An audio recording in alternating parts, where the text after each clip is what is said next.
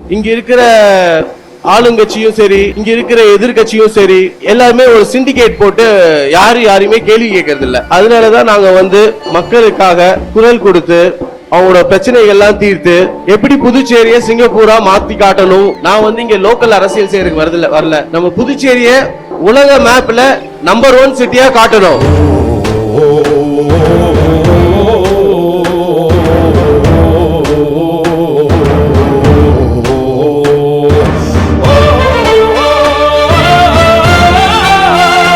மனிதர்கள் வாழக்கூடிய அந்த உயிர் காக்கக்கூடிய ஒரு மருந்துல கூட ஊழல் பண்ண ஆரம்பிச்சிட்டாங்க. இன்னைக்கு மருத்துவங்கிற பேர்ல வெறும் ஹாஸ்பிட்டல் மட்டும் தான் இருக்கு, அங்க ஒரு மருத்துவம் கூட இல்ல.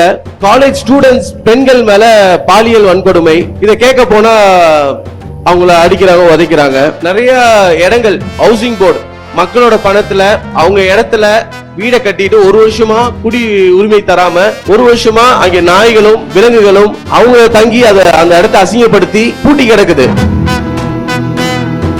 நான் ஸ்கூல் போகும்போது எங்க அப்பா தான் என்னை பைக்ல என்னை இறக்கி விடுவாரு. அதுக்கப்புறம் ஆட்டோல போனேன், அதுக்கப்புறம் பஸ்ல போனேன், அதுக்கப்புறம் கார்ல போனேன். சோ ஒரு சராசரி மனிதர்களோட ஒரு மழை பெஞ்சா ஒரு பைக்ல நினைச்சிட்டு போனா அது எவ்வளவு ஒரு கஷ்டம்ங்கிறது எனக்கும் புரியும். இந்த வளர்ச்சியை இப்படி முடங்கி கிடக்குங்கிறது தெரியாமையே யாருக்கோ ஒருத்தருக்கு வேலை செஞ்சு நம்ம வாழ்க்கையை நாசப்படுத்திட்டு இருக்கோம். நம்ம இளைஞர்கள் அரசியலுக்கு வரணும்.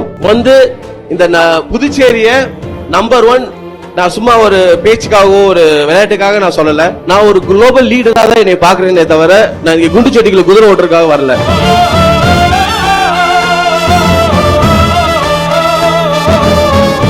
இங்கே வருகை தந்திருக்கும்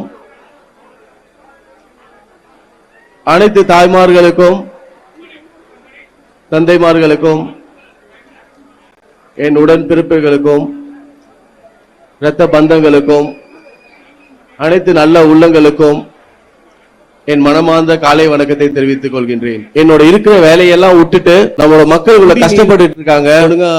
கழிவு நீர் கலந்து உயிர்கள் எல்லாம் பாதிக்கப்படுகிறது. ஒரு 3 மாச குழந்தை ஒரு டாக்டர் ஹெல்த் சென்டர்ல ஒரு நல்ல ஒரு டாக்டர் கூட இல்லாம அதை சூப்பர்வைஸ் பண்ண முடியாம ரீசெண்டா தவறி இருக்காங்க. மருத்துவ ஊழல் எந்த அளவுக்கு போயிடுச்சுன்னா எல்லாத்தையும் தாண்டி கடைசியில மனிதர்கள் வாழக்கூடிய அந்த உயிர் காக்கக்கூடிய ஒரு மருந்துல கூட ஊழல் பண்ண ஆரம்பிச்சிட்டாங்க. இதெல்லாம் நம்ம வந்ததுக்கு அப்புறம் தான் இதெல்லாம் வெளியில கொண்டு வந்துருக்கோம். இங்க இருக்கிற ஆளுங்கட்சியும் சரி, இங்க இருக்கிற எதிர்கட்சியும் சரி, எல்லாருமே ஒரு சிண்டிகேட் போட்டு யாரையுமே கேள்வி கேட்கறது இல்ல. அதனாலதான் நாங்க மக்களுக்காக குரல் கொடுத்து அவங்களோட பிரச்சனைகள் எல்லாம் தீர்த்து எப்படி புதுச்சேரியை சிங்கப்பூரா மாத்தி காட்டணும், டென்மார்க் மாதிரி எப்படி கரப்ஷன் ஃப்ரீயா காட்டணும், அயர்லாந்து மாதிரி எப்படி ஹாப்பினஸ் இண்டெக்ஸ் நம்பர் 1 வரணுமோ அந்த மாதிரி வரணும். பூட்டான் கார்பன் நெகட்டிவ் ஹாப்பினஸ் இண்டெக்ஸ்ல ஒன் ஆஃப் தி ஹையஸ்ட் ரேட்டிங்ல இருக்கிற நாடுகள். நான் இப்ப ஐநா சபையில பேசும்போது கூட சொன்னேன், நான் இங்க லோக்கல் அரசியல் செய்யறதுக்கு வரல. நம்ம புதுச்சேரிய உலக மேப்ல நம்பர் 1 சிட்டியா காட்டணும்.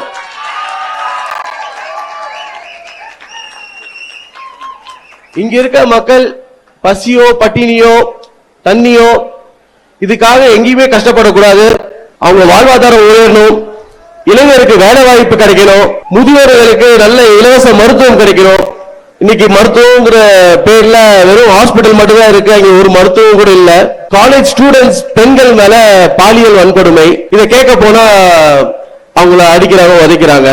கிரிக்கெட்ல புதுச்சேரி சம்பந்தப்பட்டவங்க யாருமே அந்த டீம்ல சேர்க்காம வெளிநாடுல இருந்து சேர்த்து அவங்களுக்கு முன்னுரிமை கொடுத்துட்டு பண்றாங்க. தனியார் பிசிசிஐல இருந்து எடுத்து தனியார் ஒருத்தர் பண்ற மாதிரி இருக்கு. நிறைய இடங்கள் ஹவுசிங் போர்டு மக்களோட பணத்துல அவங்க இடத்துல வீடை கட்டிட்டு ஒரு வருஷமா குடி உரிமை தராம, ஒரு வருஷமா அங்க நாய்களும் விலங்குகளும் அவங்க தங்கி அந்த இடத்தை அசிங்கப்படுத்தி பூட்டி கிடக்குது. அன்னைக்கு நாங்க தான் போய் குரல் கொடுத்தோம். அதே மாதிரி பஸ் ஸ்டாண்ட் கடைகள் திறக்கப்படாம இருக்கு. நிறைய factories, AFT mill, Basset sugar mill, கைத்தறி தொழில், இவங்களுக்கெல்லாம் சம்பளம் இல்லாம அந்த மக்களோட வாழ்வாதாரமே அழிச்சு இன்னைக்கு அவங்க நடுத்தரையில நிக்கிற அளவுக்கு இந்த அரசாங்கம் செஞ்சுட்டாங்க. இவங்களுக்கு ஒரு நல்ல வாழ்க்கை கொடுக்கிறதுக்காக தான் இந்த அரசியல் இறங்கி இருக்கோம். இப்ப என்னை எடுத்துட்டா, எங்க குடும்பத்தை எடுத்துக்கிட்டா நாங்க அப்படியே பணத்திலேயே பிறந்தரல. எங்க ஐயா ரப்பர் தோட்டத்துக்கு 7 ரூபாய்க்கு வேலைக்கு போனாரு. எங்க அம்மாயி 3 ரூபா மொத்தம் அந்த குடும்பத்துக்கு வாழ்வாதாரமே 10 ரூபா தான். நான் ஸ்கூல் போகும்போது எங்க அப்பா தான் பைக்ல வந்து என்னை இறக்கி விடுவாரு.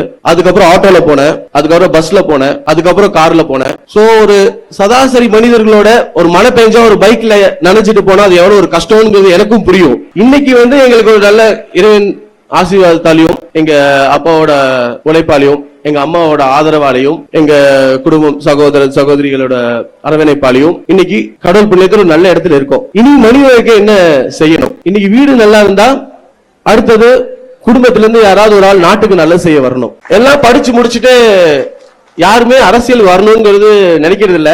வீட்டுல இருந்து யாருமே வந்து அரசியலுக்கு போய் அனுப்பணும்ங்கிறது நினைக்க மாட்டாங்க. ஃபர்ஸ்ட் கிளாஸ்ல சேரணும், செகண்ட் கிளாஸ்ல சேரணும், தேர்ட் கிளாஸ்ல பேசணும், சேரணும், மெடிக்கல் எடுக்கணும், இன்ஜினியரிங் படிக்கணும். இதுலயே படிச்சு யாரோ சட்டம் போடுவாங்க, அந்த பாலிசியில அவங்க மாட்டி எதுக்காக இந்த வேலையை செய்யறோம், இந்த வளர்ச்சியை இப்படி முடங்கி கிடக்குங்கிறது தெரியாமையே யாருக்கோ ஒருத்தருக்கு வேலை செஞ்சு நம்ம வாழ்க்கையை நாசப்படுத்திட்டு இருக்கோம். நம்ம இளைஞர்கள் அரசியலுக்கு வரணும். வந்து இந்த புதுச்சேரிய நம்பர் 1 நான் சும்மா ஒரு பேச்சுக்காகவோ ஒரு விளையாட்டுக்காக நான் சொல்லல. நான் ஒரு குளோபல் லீடரா தான் என்னை பாக்குறேனே தவிர நான் குண்டு செடிகளை குதிரை ஓட்டுறதுக்காக வரல.